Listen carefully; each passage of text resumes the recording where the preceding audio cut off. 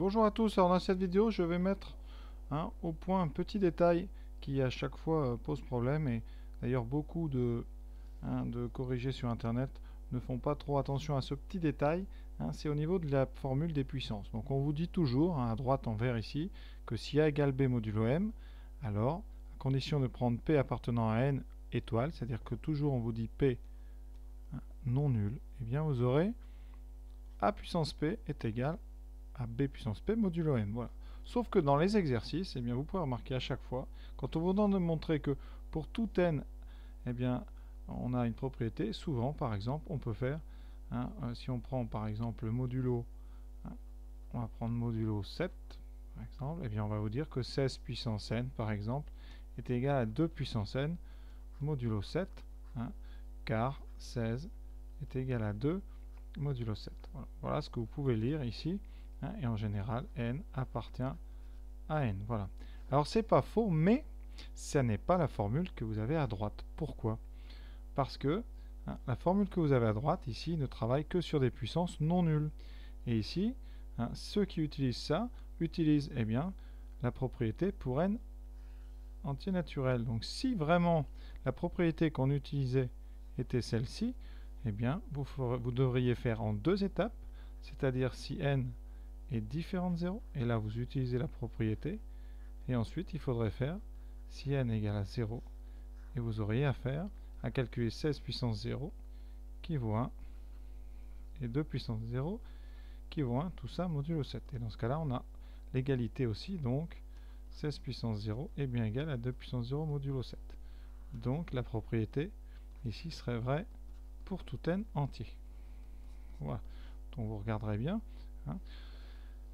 Alors, pourquoi c'est important de faire le distinguo? Parce que, par exemple, vous voyez, peut-on montrer que 2 puissance n est égal à 0 modulo 2? Eh bien, si vous ne faites pas attention, eh bien, comme 2 est égal à 0 modulo 2, eh bien, vous pourrez très bien, si vous ne faites pas attention, dire que pour tout n appartenant à n, 2 puissance n est égal à 0 puissance n, donc est égal à 0. Mais vous savez bien que c'est faux, puisque pour n égale 0, eh bien 2 puissance 0 vaut 1. Donc ceci est faux pour n égale 0. Donc vous ferez bien attention.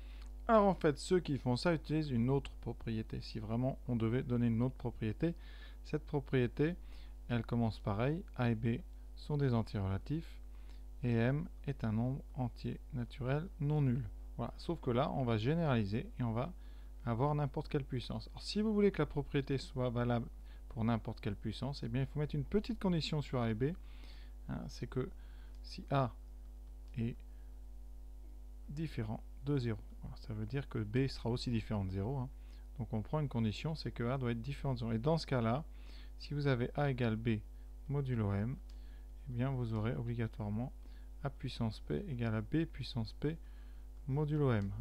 L'avantage, c'est qu'ici, comme A et B sont non nuls, eh bien A puissance 0 et B puissance 0 vaudront 1 et seront définis. Vous n'aurez pas le problème de 0 puissance 0. Donc voilà un petit peu la propriété qu'on utilise.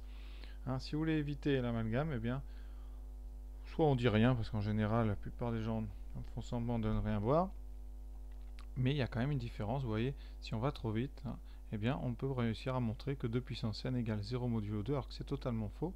Par contre, là où vous n'avez pas de problème, c'est pour la suivante. Pour 2 puissance n plus 1 égale 0 modulo 2, pourquoi il n'y a pas de problème? Eh bien, parce que si n appartient à grand N, alors n plus 1 est supérieur ou égal à 1. Donc, n appartient à n étoile. Pardon, pas n, mais n plus 1 appartient à n étoile. Et donc, on peut utiliser la propriété classique. Donc, dans ces cas-là, bien, si 2 est égal à 0 modulo 2, on a bien la propriété du cours qui nous dit que 2 puissance n plus 1 est égal à 0 puissance n plus 1 modulo 2.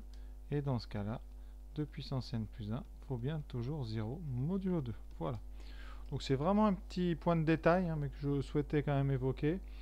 Donc voilà, vous ne trouverez en général pas ça dans la plupart des corrections, mais j'espère que vous le trouverez parce que quand même c'est délicat ce problème en 0 et on essaie quand même en spécialité d'être un petit peu précis. Donc on regarde. Alors c'est d'autant plus important par exemple que si vous avez ce genre de choses avec x puissance n. Hein, parce que là, ne connaissant pas x, vous aurez comme ça peut-être un problème si x est égal à 0.